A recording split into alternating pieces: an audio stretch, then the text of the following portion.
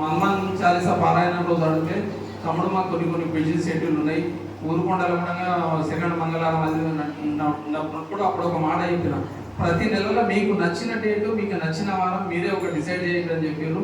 మీరు కూడా మరి అన్న మీ ఆలోచన తీసుకొని ఒక డేట్ ఏదన్నా ఒక వారమా డేటా ప్రతి నెలలో చెప్తే ఖచ్చితంగా ఏర్పాటు చేస్తాం, దానికి మేము ముందుండి నడిపిస్తామని చెప్పేసి ఈ రకంగా మీకు తెలియజేస్తున్నాం.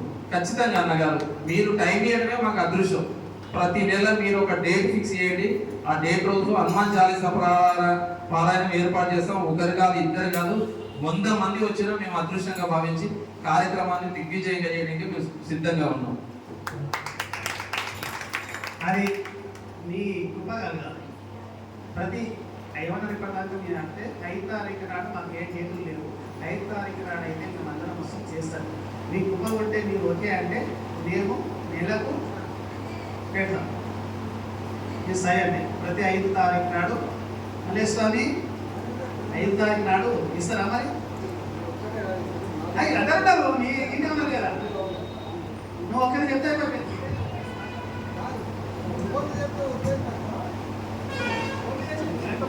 అవసరం కూడా లేదు. 5 తారీఖు నాడు వాళ్ళు అంతే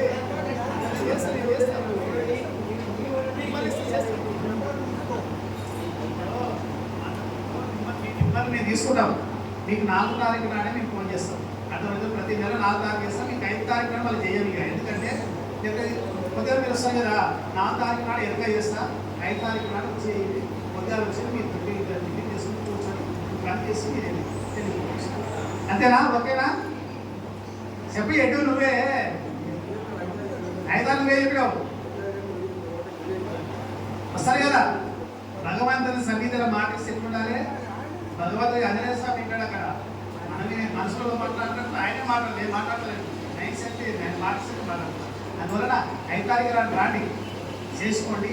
మీరు తప్పుకుంటారనుకో ఎవరైనా అడ్జస్ట్మెంట్ చేసుకొని మా ఇక్కడ వేముల మల్లేశు పీఠాధిపతి మనకు మాట ఇస్తున్నాడు.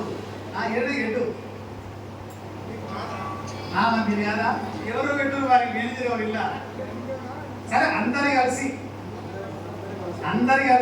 ప్రతి నెలకు 5వ తారీఖు నాడు ఇక్కడికి వస్తారు. అంతేనా? శ్రీ ఆంజనేయ స్వామి మహారాజుకి, శ్రీరామచంద్ర మహారాజుకి. సరే మీ కృప ఉన్నది భగవంతుడి మీద. సరే ఓకే.